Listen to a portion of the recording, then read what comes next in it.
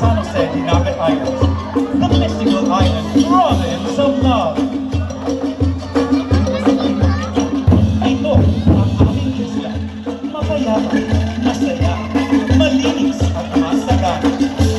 Ating tunghayan ang kwento ng pag-ibig at pangarap na siyang inspirasyon sa ating pagkakaisa. Si Dr. Glenda Bright Cleo, founder ng Don Jose Cleo Memorial College, at si Divine Master Ruben Idera Cleo Sr., President and founder ng PDMA International. Isang lokal misyonaryo na pinagtagpuan ng lahat daan upang maitayo ang isang legacy sa kasaysayan sa pinaghaan ng dalawang punsong magmamating hangarin. Divine Master ay nabagal ng pangarap na magbubuo ng isang lokal na kolehiyo dito sa isla. Si Mami Glenn naman bilang isang guro ay tunay na may malasakit sa mga tao at may paniniwala na ang edukasyon ay isang sandata na panlaban sa kahirapan. Isang araw, may lumalabindong na balita ang dumating. Sa wakas, magkakaroon na ng kolehiyo dito sa isla.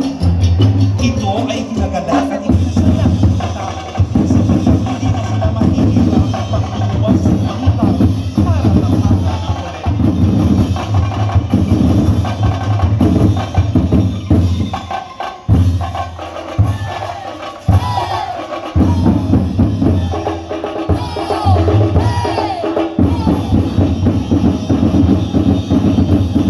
Kaya naman, taong 1980, nakitayo ang Marcos Romualdez College na sa kalaunan ay tinawag na Don Jose Cleo Memorial Educational Foundation.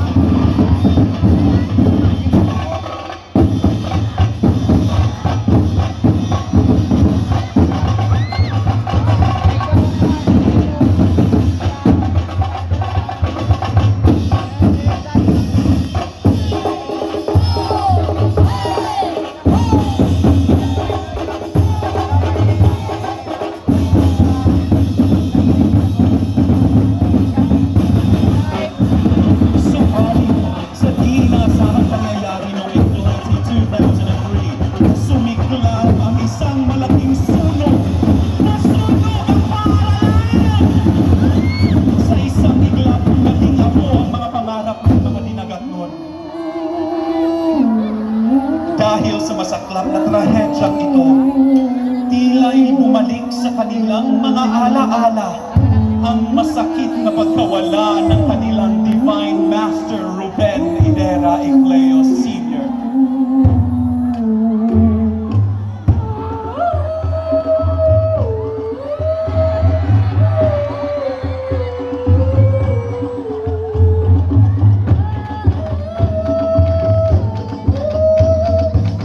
Sadyang mapagpiro ang tadhana, subalit ang tunay na pag-ibig ay mananatiling buhay sa kanilang mga pusong magpakailanman.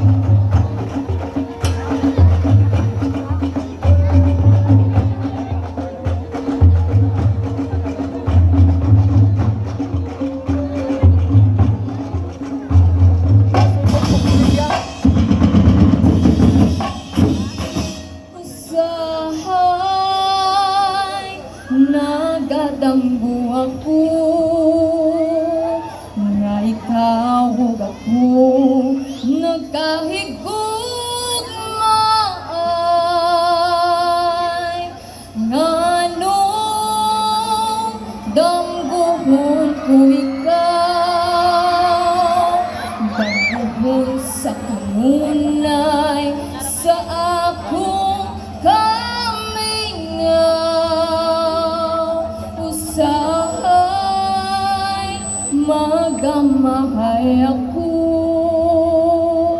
nganong nabuhi pa ning kalibutan